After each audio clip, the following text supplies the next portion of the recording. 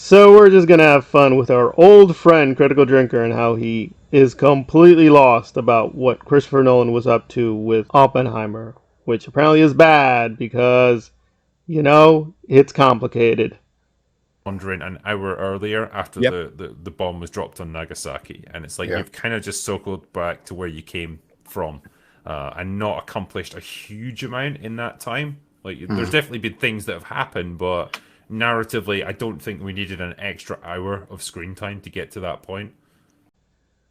Well, I find this really surprising because Nolan actually dumbed down a lot of things. He really tried to give a lot of hints. Drinker's like, well, it was very repetitive at the end. No, no, stupid. There were two major things. One is the revelation of RDJ as the villain. That was pretty good. But in terms of the narrative, really it's the revelation with Einstein that, and they gave a lot of hints about this, that basically Einstein was right and Oppenheimer was wrong. Einstein warned him straight out, like, you don't know what you're doing. You're really impressed with yourself. You think you know what you're doing, but you're really, really doing something very dangerous and very potentially lethal to everyone.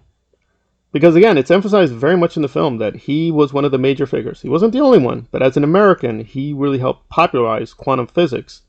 And he was, yes, for his day, very radical, very revolutionary as a conceptual thinker. And Oppenheimer basically let that go to his head. He didn't really think through the human cost or even the conceptual cost of this new revolution. And there are many moments he is very explicitly dismissive of Einstein. That he's just like, yeah, he was good. We respect him, but he's kind of an old man. Which is true. Einstein is famously very hostile to quantum physics. It's a very big chapter in the history of science, which Critical Drinker knows nothing about. But even if you don't know the history of science, I think the film mythologically sets it up pretty well that this is like a Greek tragedy, that he was given a very strict warning by this kind of father figure or wise prophet like Einstein, and Oppenheimer didn't care. He was just being a complete idiot. He was a child playing with fire and didn't realize until it was too late. He's completely screwed up. And the ending emphasizes he apologizes, seriously saying, you were right.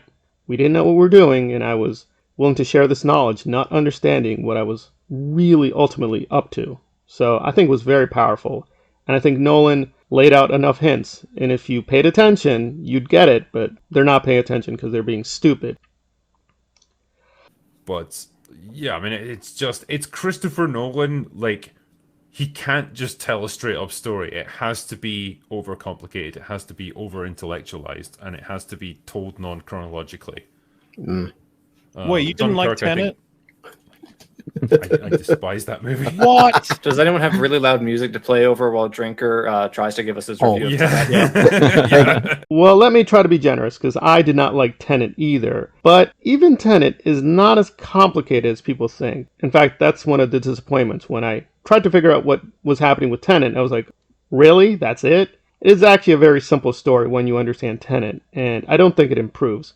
But here, Nolan was giving a simple story, and the details are juicy, yes, they are very critical, and I can understand people being lost, but when you really strip it down, it is really a drama of four people. It's Einstein, Kitty, although she's a little bit more minor, the RDJ character, and Einstein. It is like a Greek tragedy, and once you understand like the chorus and how it's happening, and the protagonist and his journey, then you're like, oh, it's really a quest of self-discovery, and at the end, you know, Oppenheimer discovers he's an idiot. He didn't understand what he was doing, and it's a very humbling experience. And when you understand it from that angle, it's not as overcomplicated or even as over-intellectual. This is a very emotional picture. It's meant to be a very emotive interpretation of science. But you have to know a little bit of science to understand that, and clearly Critical Drinker is not interested in that because he's a complete moron.